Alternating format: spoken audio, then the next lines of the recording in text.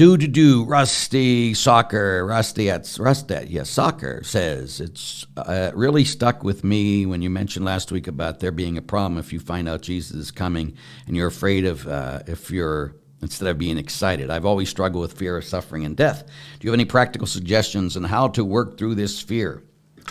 You got to spend time with Jesus. It's the only way. Is when you come and you let God hold you every day. Remember I talked about it last week, the best way to pray, breathe the Holy Spirit, say, I'm sorry, I surrender, hold me. And then end your prayer with the Lord's Prayer. With Jesus, saying it with Jesus. Don't just go and say the Lord's Prayer, but let Jesus lead you in that. So if you take that 5 minutes a day, I'm sorry, 1 minute, I surrender, 1 minute, I hold me 3 minutes. And you take those 5 minutes every day and you do that, you're going to come to not be afraid of God anymore. You're going to get close to him. Now, we're still going to have the awe of God, which is the fear of the Lord, more than ever. But fear of dying and suffering has nothing to do with fear of God. It has to do with your own fear. And that's not of God. When you talk about the fear of the Lord, which is this awe, this respect, like if you were close to your father, and you still are, you love your father, but you shouldn't always be afraid of your father. You should be in awe of your dad and respect of your dad, that he's your dad. And the same with God. God's the creator of everything, and we need to be in awe of him, but we should not be afraid of him.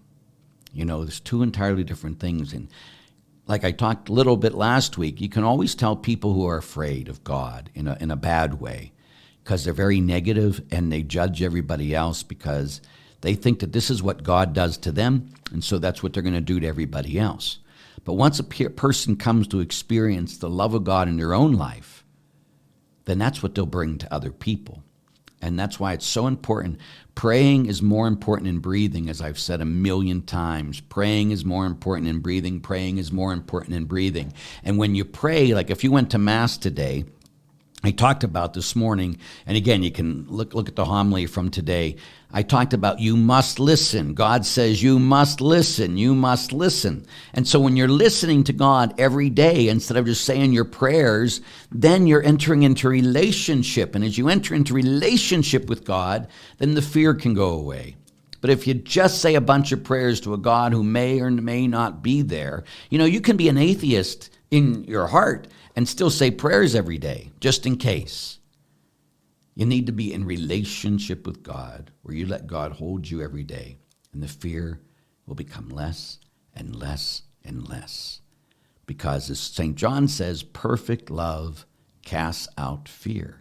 So the prayer that I have made every day that I have been ordained a priest, it'll be 32 years this April, is when I hold up Jesus in the Blessed Sacrament, I say the same prayer. Increase my love for you and for your people, and forgive me my sins. Because it's traditionally the most powerful moment of prayer is when the priest holds up the Eucharist, because that's the perfect offering of Jesus to his Father. That's the most perfect offering and time there is in all the universe. When God offers himself to God the Father, when Jesus, who is God, offers himself to God the Father, it's the most perfect prayer. And so that is the time where you make the prayers.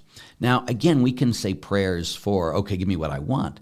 Or we can say prayers that I want to do what you want. So when God says we shall love the Lord our God with all our heart, all our mind, all our soul, and all our strength, and we must love other people as Jesus loved us according to his commandment, then that's what I'm going to always ask God. Increase my love for you, because I want to love God above all things.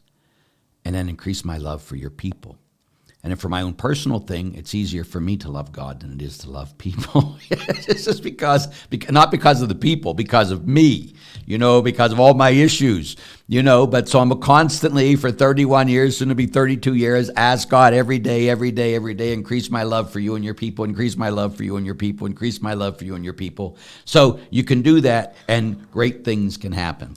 So there you go.